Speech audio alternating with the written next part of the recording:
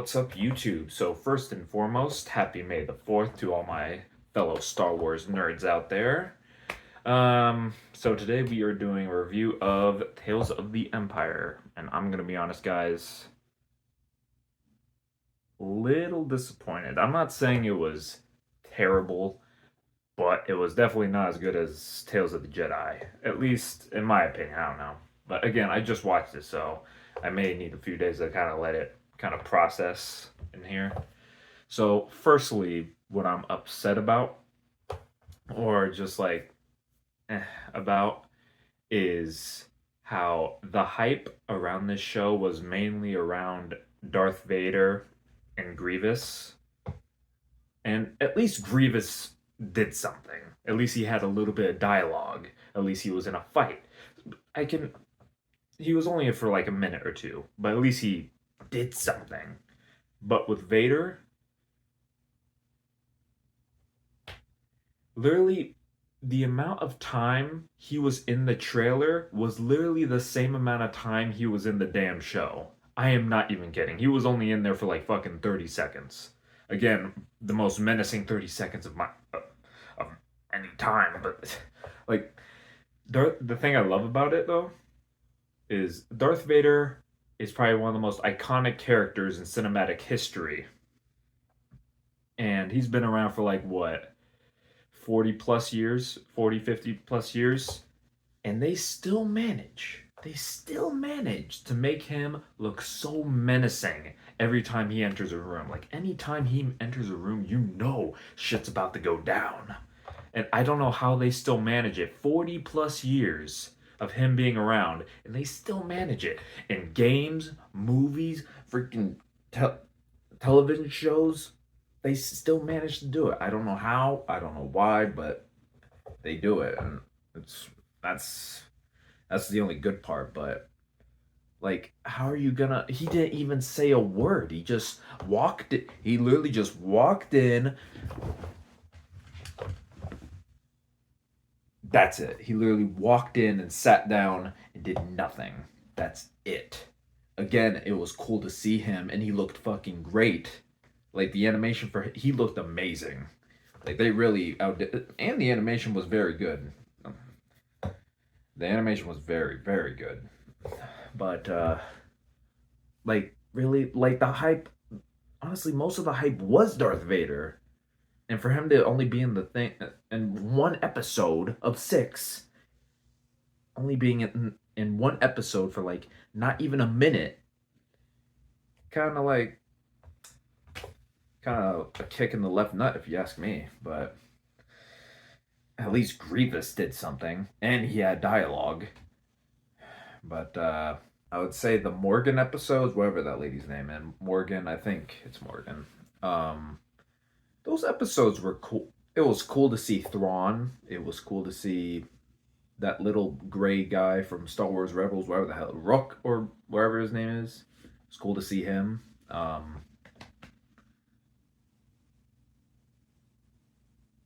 Oh, it was cool to see that one planet in the Mandalorian where he met Ahsoka. I forget what that planet's called, but that was cool. To definitely see it in Clone Wars style, that was neat. But again, I'm not really a fan of that character. Like I didn't really care about her. But this show kind of like gave me a different perspective of that character. So now when you go to rewatch like Mandalorian and Ahsoka, you know now have a different perspective of that character, which I like. But again, I don't really, me personally, I don't really care about Morgan. I don't. That's just me. But the Barris episodes, again, they were a little disappointing because that's again, I remember I had to work this morning. I had to go in at like 6:30, and I woke up at like 4:30, and I couldn't go back to sleep. And I took that as a sign from God, like, okay, Justin, I know you gotta work a 12-hour shift a day, but you're getting this time to watch it, so take that time. And I'm like, all right, I'll watch it. It was like 4:30 in the morning, and I watched all the episodes. So and then I skipped the Morgan. Well, I did watch the Morgan episodes, but I watched the Barasoffy ones first because I just don't care about Morgan. I'm sorry. Um, and it was cool to see the Grand Inquisitor again. Same voice actor and everything. I forget. I know it's Draco Malfoy's dad is the actor. I forget the actor's name, but that's just the other role I know that that actor's in. Draco Malfoy's father from Harry Potter. Um, and I'm gonna be honest. I think I prefer the Grand Inquisitor in Rebel style than Clone Wars. I mean, he looked great in Clone Wars style, but I think he looks better in Rebel style. That's just me. And that's saying a lot because, Rebels style animation is nothing compared to Clone Wars, so that's saying a lot. I'm not saying they did a bad job, but it looks funky. Like something looks off. But oh yeah, and speaking of that, there was that one other Inquisitor who looks like the Grim Reaper, whatever the hell his name is. That fought Ahsoka in Tales of the Jedi and then died like 5 seconds in the fight. Again, he didn't do anything either. Like everyone was so happy to see him again, but same thing with Darth Vader. He was just standing there, did nothing, said nothing. The hell was that about? So that was, another kick in the left nut. So, and one thing I do like about the Barasafi episodes is at the beginning of the first episode for her, it shows her in her cell and she can see through the window the Jedi Temple like in flames because Order 66 is going on. I really like that because it kind of gives you a perspective, her perspective of Order 66 and us a different perspective of Order 66.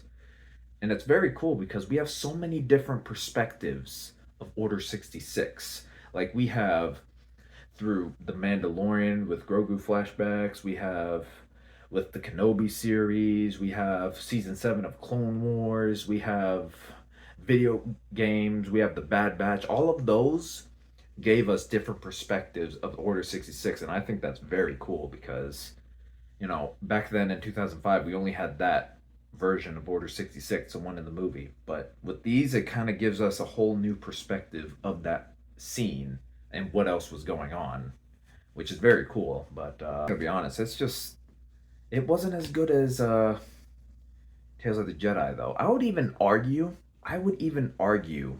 that the three Dooku episodes from Tales of the Jedi was better than all six of the Empire episodes. I'm just, I'm just saying. I think that's just me, but it's not bad. It's just, I don't know. It's not what I expected. Just, it was a little underwhelming, and then for them to just kill Barriss out of nowhere, like what? I don't know. Like she didn't really. Honestly, she really didn't do much. Honestly, she just turned into a Inquisitor for like 5 minutes, dipped, and then Lynn, whatever her name is, came back, stabbed her.